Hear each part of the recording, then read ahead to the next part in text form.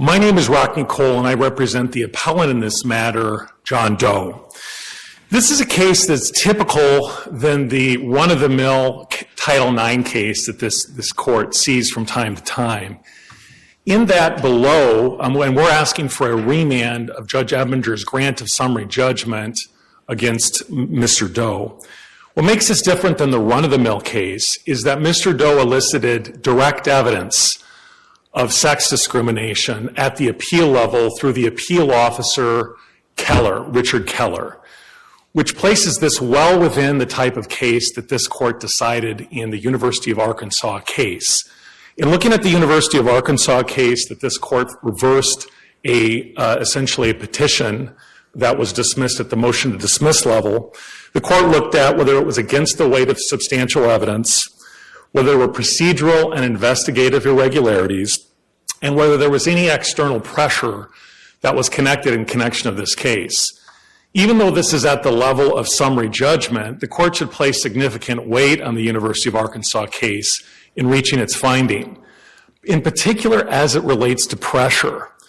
This panel and other panels so frequently have denied claims to reverse a summary judgment case. Why?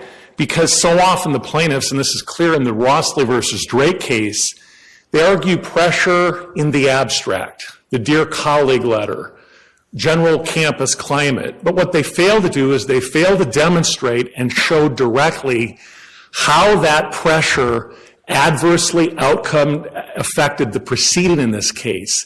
And we have that, Your Honors. In this particular case, at the time Mr. Keller was deciding this case, he was the subject of a lawsuit relating to a favorable exercise of discretion in relation to a male student. So we have pressure, we have a procedural regularity, and we have a direct admission from Mr. Keller that he considered the sex of the accuser in finding that complainants 1 and 2 were more credible based upon their sex. Now, Judge, what about this pressure? You're talking about the pressure. So help me understand that a little bit. What pressure specifically is Mr. Keller under? What's the link between what he was going through and his decision in your client's case? The particular lawsuit that he was subject to, Your Honor, was when Mr. Keller exercised discretion favorably in lowering a sanction for an accused male student in a very similar case. And he was named in a lawsuit. It was the Lane case. And you would ask in terms of pressure in connecting it, the question is whether for purposes of summary judgment it's sufficient to support a finding to allow a jury to decide this. And that's exactly what the University of Arkansas case did. When you're at this stage, the record has to be construed in the light most favorable to the non-moving party. Here, Mr. Keller admitted that he considered the sex of the accuser to make a favorable credibility determination in affirming the judgment. And that was error in this case. Now, Judge Ebinger below said, so what? You didn't show that that affected the actual accuser or the accused in this case. How does that show it?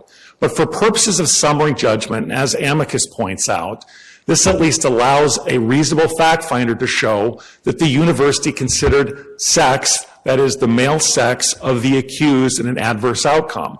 But the pressure is even more concrete, and here we lay this out very clearly at page 14 of our reply brief and page 37 of our substantive merits brief.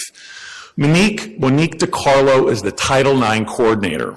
In close proximity to this particular investigation as well as adjudication, Ms. DiCarlo was part of numerous campus activities in connection with the climate on campus relating to females' complaints not being taken seriously. She made a number of public comments related to that. And again, but this is not in the abstract. What we showed in this particular case is that Tiffany Stevenson Earle, who was the investigator in this case, made an original determination that the accused, in this case, Mr. Doe, would only have a public reprimand. And had that been the case would have gone no further and it would have stayed at the level of a public reprimand. Through discovery, and this occurred after the disciplinary finding, we showed, and this is in contrast to the vast majority of cases in which Miss Carlo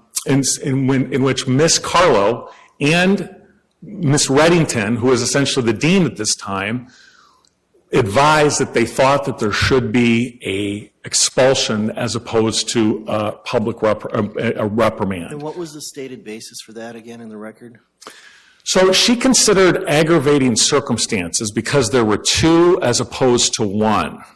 And that's what she said. But in deposition, as we pointed out to her in deposition, I said, well, what in the policy allows you to consider those factors to go from a reprimand, the lowest sanction, to the highest sanction, which is essentially expulsion from the university? She was not able to articulate a clear policy basis for that.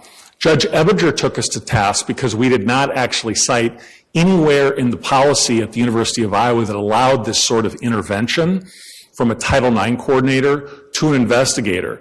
The reason why we didn't do that is there's nothing in the policy, at least that we're aware of, that allows such an intervention, and that would allow this court, as well as in terms of questioning the partiality of this case.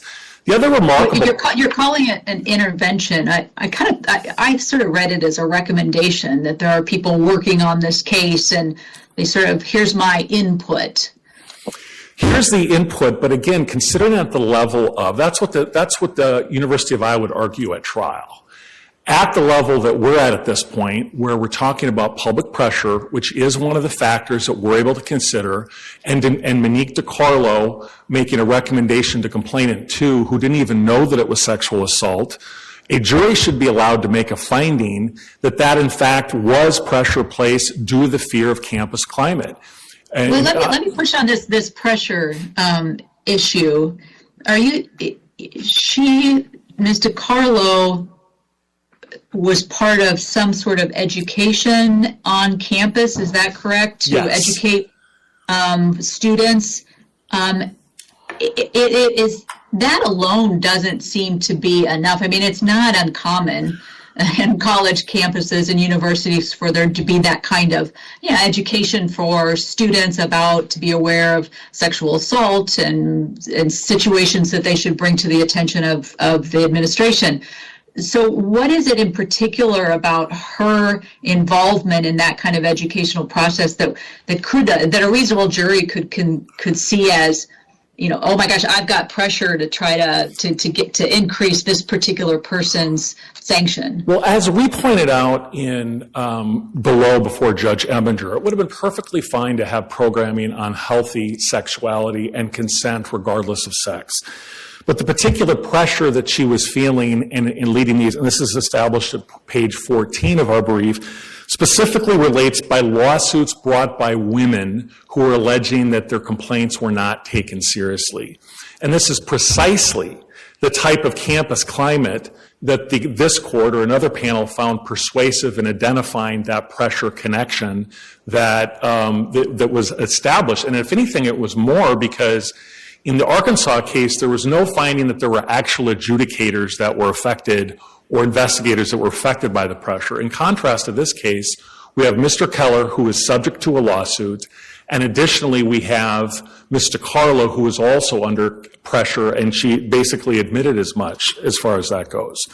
Now, in terms of questioning the partiality and the procedural regularity of this particular proceeding, one of the most amazing parts of this case is that at hearing, Mr. Lavalia, who is the professor in this case, very clearly volunteered to the finder of fact, Iris Frost, that his recollection of all of what complainant 1 had indicated was that it was all consensual in terms of her. But is the operative word there all? Did he know about all of the conduct that later came out to have occurred? That was not developed at the hearing, and that's why it was discounted. But here's the critical point, Judge, is that in the investigative report, as well as the Iris Frost's report, the ALJ, they didn't mention this at all. It was entirely ignored. It was an unexplained aspect to the case as to why it was entirely discounted. It was a difference between what complainant one had indicated to the professor and what she'd indicated later. And that was essentially a heuristic that was used by the judge in terms of inconsistent statements. And as we point out at the brief, the Doberlin case, if there's an unexplained irregularity that's not identified at all, that's relevant to whether there's a procedural irregularity in this case, and that was completely unexplained. The other piece of this case is that no one ever from the university ever explained during this initial stage why that wasn't assessed and why that wasn't addressed at all. The other part is that Tiffany Stevenson Earle was very clear in her finding the investigative report, and she was an investigator, that there's no sexual harassment, based upon a power differential. And she excluded that from consideration.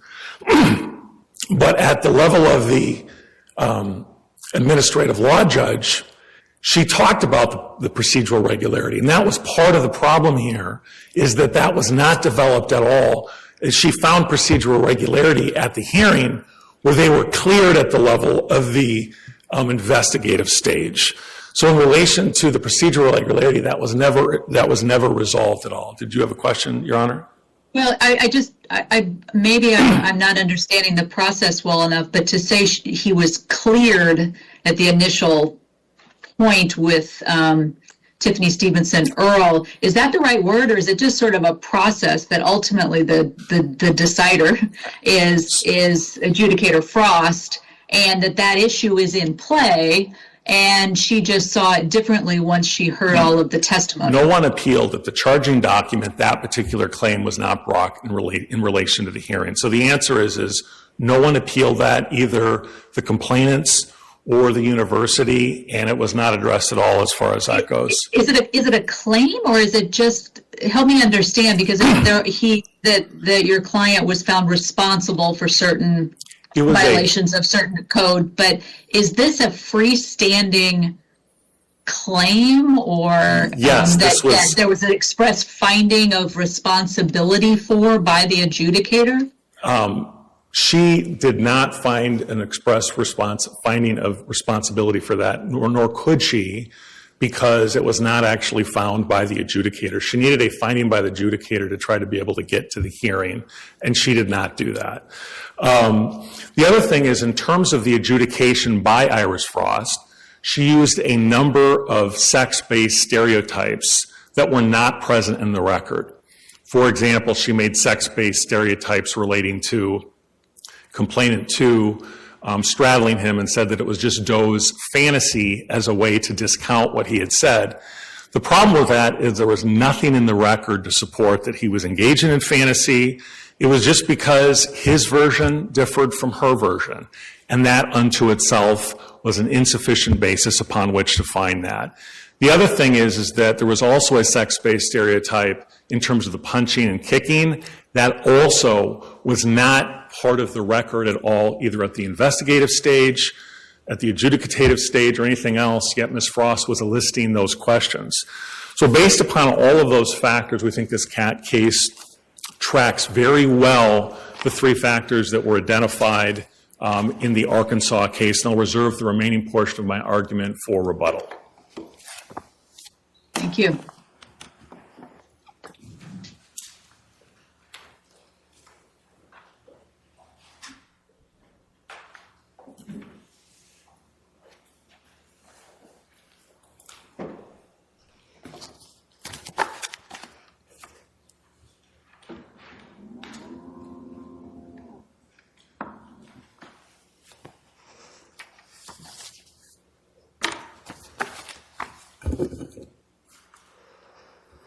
May it please the court. Mr. Cole's a little bit taller than me, so I had to make some adjustments. Your Honors, my name is Kayla Burkheiser Reynolds. I'm honored to be here today to represent the University of Iowa, the Iowa Board of Regents, and the individual defendants in this case. As Mr. Cole noted, this case arises from a student misconduct proceeding at the University of Iowa, which found that Mr. Doe had sexually harassed and sexually assaulted 2 undergraduate women during the 2016-2017 academic year. Mr. Doe was expelled from the university as a result of this process. Today, we're not asking you to re-adjudicate Mr. Doe's student misconduct hearing or to find that his behavior toward the two complainants was without fault. That question's not before you today. As this court knows, Title IX is not an invitation for courts to second-guess university disciplinary decisions. Rather, we have just two issues for you today. First, whether Doe generated a genuine issue of material fact on the question of whether he was expelled because of his sex. The second, whether the district court erred when it dismissed his procedural due process claims, granting qualified immunity to defendants Frost and Shriver-Cervantes. Mr. Doe also... Counsel, could I start at the end there on the procedural due process? What is your view on what you said, and maybe I interrupted you before you were going to finish what you were going to say, but you said qualified immunity as to the individual defendants. What about the procedural due process against the university, the non-individual defendants? That's not a qualified immunity analysis, right? That's the injunctive relief. What did the district court rule on there? What's before us on that particular claim? The district court ruled that there was no violation of Doe's constitutional rights by the University of Iowa. So the qualified immunity portion, his procedural due process claim has two parts. It's notice, and then he claims also that the hearing and the process that he received was fundamentally unfair. So what the district court did was dismiss the notice portion against Frost and Shriver-Cervantes based on qualified immunity. Defendants then renewed our motion to dismiss the remainder of the procedural due process claim at summary judgment. For the injunctive relief, declaratory relief. Correct. Yep. So first, I'd like to address Mr. Doe's Title IX claims. As this court knows... I'd like to go to the procedural due process again and follow up on your colleague's argument. What about this argument that one of the complainants, I think complainant one, made comments to a professor, and I forget the professor's name, basically indicating that they were consensual, that the interaction was consensual. How do you respond to that, and how do you respond to the fact that apparently that shows up nowhere in the proceedings that the university ultimately conducted here? Certainly, Your Honor. I think the professor kind of walked it back, right? In other words, like, well, maybe I made assumptions. But it still seems to me to be a fairly important fact that should have been addressed or may have been addressed.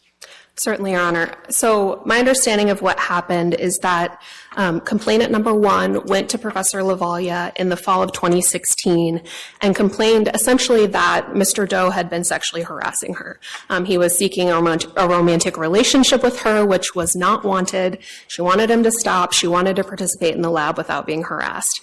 Dr. LaVaglia discussed that complaint with Doe without indicating who had complained. He thought the situation was handled. A couple of months later, in February of 2017, complainant one returned to Dr. LaVaglia's office and said, hey, this guy won't leave me alone. He's continuing to harass me. Back in the fall, I went to his apartment and we were kissing and some things happened. Some things that I didn't want to happen happened.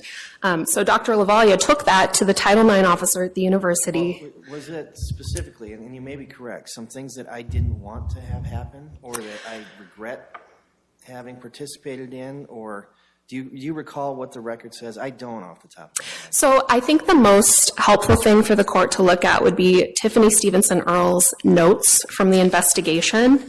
And I wish that I had a pin site for you, Your Honor. I don't know that I do. And in her notes, and you'll also find this in Constance Shriver-Cervantes' notes because the two of them were present at Dr. LaVaglia's interview. They write some things. She told me that Doe wouldn't leave her alone, et cetera, et cetera. And then at the top of the page, there's a note that says, complainant one pushed Doe away. So I think even from the very beginning of the investigation into this matter, there's evidence that complainant one did not tell Dr. LaVaglia that everything was consensual. There's also evidence from complainant one at the hearing that she didn't even tell Dr. LaVaglia about the breast grope. He's an older male professor. She doesn't know him. She's embarrassed. She's concerned about her role in the lab. So there's some testimony from her that she didn't even disclose that to Dr. LaVaglia. So to your point, Judge Kelly, I think there's a lot of evidence in this case that Dr. LaVaglia didn't even have all of the information. And again, to your point, Judge Kobus, at the hearing, and I think if you read through Dr. LaVaglia's testimony in the transcript, it's clear that he's sort of waffling on whether he's correct about this. He says, I think she conveyed to me the idea that it was all consensual. I hope I'm not wrong about that. I hope I haven't done anything to exacerbate this problem. And counsel asked Iris Frost in her deposition why she didn't include that in her adjudicator's decision. You know, this seems to be important information. Why didn't you include it? Ms. Frost's response was exactly that.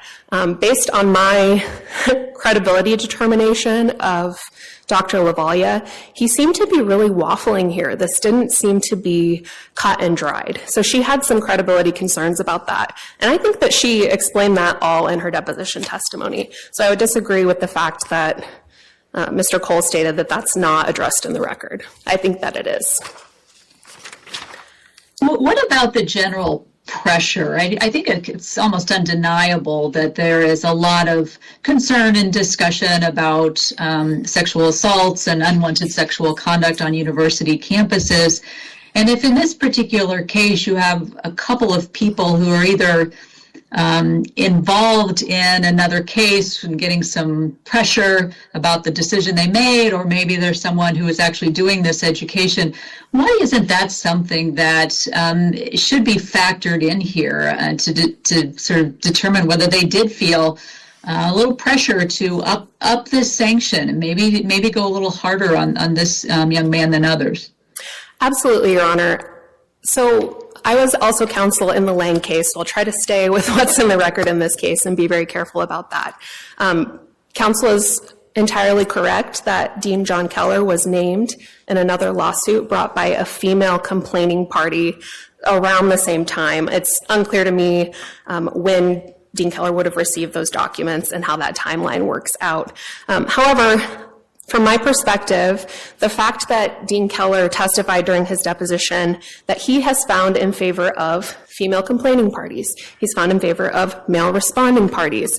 And I hope this doesn't sound flip, but he testified that no matter what I find, there's going to be an unhappy party, someone might sue me, right? And so I think that that's something that we see not just at the University of Iowa, but in these types of cases in general. There's a lot of litigation brought by parties who didn't get the result that they wanted.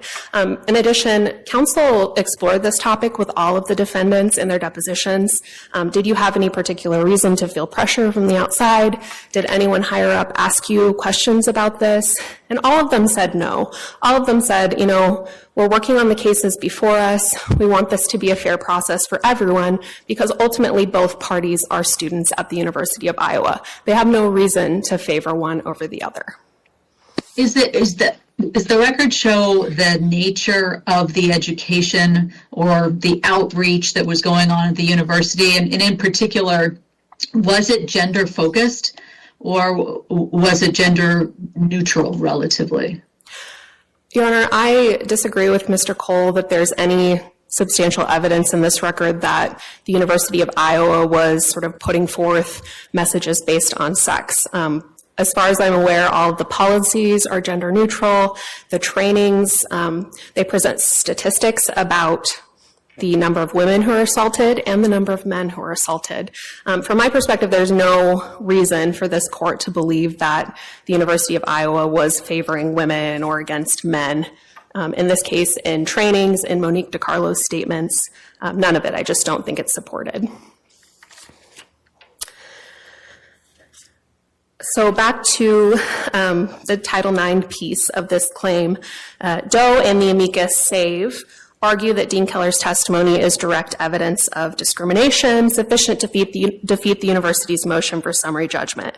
SAVE, the amicus, particularly argues that this court should apply the Price-Waterhouse standard to Title IX claims. As this court knows, Price-Waterhouse is the case that articulated the test used in evaluating Title VII employment discrimination claims that are supported by direct evidence of discrimination. This circuit hasn't adopted McDonnell-Douglas or Price-Waterhouse frameworks for analyzing Title IX claims, and it shouldn't do so now. That issue isn't before you in this appeal. Rather, this court has articulated a different standard. In Doe v. University of Arkansas at Fayetteville, this court rejected the USIF categories. I don't know if the court recalls there were separate categories to prove up Title IX claims. One of them was an erroneous outcome claim, which did use motivating factor language, but that was specific to that type of Title IX claim. Under the Purdue standard cited in the University of Arkansas case, this court asks whether the alleged facts, if true, raise a plausible inference that the university discriminated against the plaintiff on the basis of sex. It's clear that this circuit uses a totality of the circumstances analysis, and that analysis is a but-for question. Doe and the amicus argue that Dean Keller all but admitted that he decided Doe's appeal on the basis of sex. This simply isn't the case. The amicus trimmed down 16 pages of deposition testimony to a one-liner completely stripped of context. The testimony at issue doesn't reveal that Dean Keller was biased against male students and in favor of female students, or show that he made his ultimate decision on the basis of sex. I want to walk you through, 3 minutes, I want to walk you through the context of what Dean Keller actually said. The conversation arose in the context of various hypothetical questions that counsel posed about Dr. LaVallia's testimony, which we just discussed. Dean Keller first told counsel that he didn't recall the specifics of LaVallia's testimony. It had been 3 years since he looked at the case, and he just didn't remember exactly what LaVallia said. Counsel pointed out that LaVallia's testimony only really related to one finding that Doe had sexually assaulted complainant 1 and wasn't related to the entirety of the appeal. Dean Keller then described in detail his concerns about the power differential between Doe and the 2 undergraduate complainants. Specifically, he brought up Doe's position as a graduate student, the complainant's view of him as the lab leader, and the fact that the complainants didn't want to get Doe into any trouble. The discussion of sex arose when Keller was talking about what I believe was consent. He said, quote, "I suspect that nobody asked for those particular actions, and there was no verbal affirmative. And I think, my experience with younger students, particularly females, is that they're sort of surprised about what might be taking place and don't know exactly how to respond. So things happen without them really engaging in any kind of, verbal or physical indication that there's approval," unquote. In this section, Keller relays his observations, perhaps unartfully, that younger or inexperienced students do not necessarily understand that silence or lack of resistance does not mean consent. Keller specifies female students, but later explains that all of his experience in these cases has been with female complaining parties and male responding parties. So it makes sense that Dean Keller had never had a case where the complaining party was a male? Correct, Your Honor. He hadn't had a case like that on appeal. And we turned over a bunch of information about the complaints that the university had during this time period. And there were a few female responding parties. But what we saw was that the female responding parties tended to withdraw from the university before the case went to formal hearing. So I think statistically it's true that there weren't a lot of female complaining parties that would go through formal hearing. As this court knows, bias, to the extent there is one, toward a responding or complaining party is not the same thing as gender bias. Dean Keller goes on to reiterate his concerns about the power differential between Doe and the young complainants multiple times. So is it your position that, yes, he did rely on sex, but he relied on other factors more? I mean, is that how we look at it? Is it you can't really excise the words particularly females out of that statement. Yeah, you can put it in the context, but it's still there. Yes, I agree with you, Your Honor. The fact, and I see my time is up, may I continue to respond here? Yes, okay. So the fact that he is discussing his observations over the course of 15 years in which all of the people he's observed have been females, but also the fact that This is such a small part of the appeal analysis that he is doing. It's only related to whether or not he considered Dr. Lavalia's testimony to be convincing, and then taking that in the whole picture, Lavalia's testimony played such a small part of the hearing. So I think even to the extent, and this is what the district court found, to the extent that you see that as evidence of gender bias, it's not anywhere close to sufficient to convince a rational trier of fact that they should rule in Doe's favor. Thank you very much for your time. Thank you. Mr. Cole? Your Honors, Lavalia's testimony was the only neutral witness that indicated that there was consensual activity. And to your question, Your Honor, at page 8 of our reply brief, we lay out in detail what was said by Mr. Lavalia. He was very clear. He said, did she tell you it was a consensual kiss? Yes. Did she tell you that he touched her breast? I don't remember that.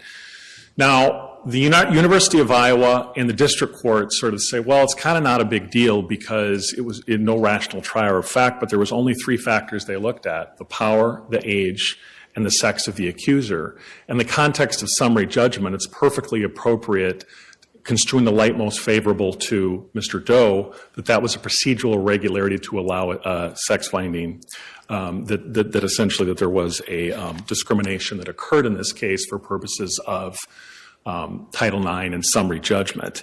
So I think that is not ambiguous, that is very clear, and that is why we believe that the court prematurely dismissed this case without considering these direct factors.